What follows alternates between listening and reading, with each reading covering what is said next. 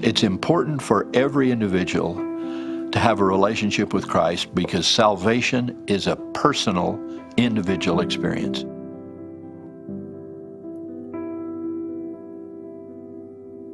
We do not save people by congregations. We are ourselves saved, one individual at a time. This is a very personal relationship with Christ. The Savior understands us because He's not an abstraction, because He is a living, breathing, real Son of God, the living Son of the living God.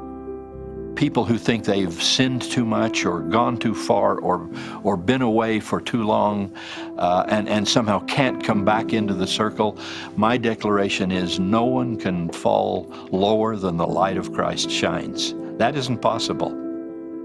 I think by coming to participate in the sacrament, the Lord's Supper, is the most dramatic way weekly that we can show that we want to identify with Him, and that in fact there will be a reciprocal gift and power that comes back from that.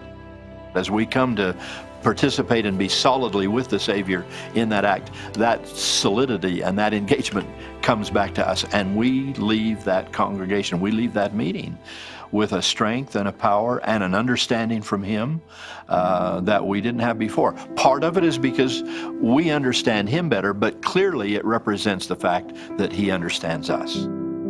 My personal experience as well as my apostolic calling is to declare personally that Christ does know us. He has walked the thorny, difficult, rock-strewn path of our lives.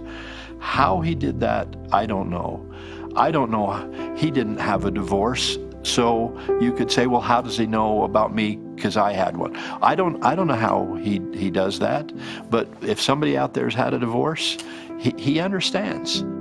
This sounds awkward to say, but God loved me in a sense almost as much as He loved His only begotten Son. At least I can say this, He gave His only begotten Son for me.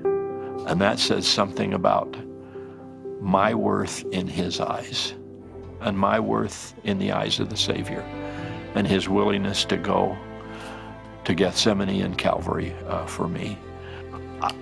I'll never have to do that.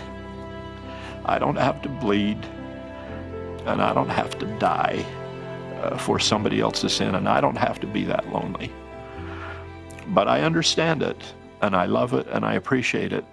And what it means to me is that He understands me, that He loves me, and that He reaches me. So I can't explain how that happens.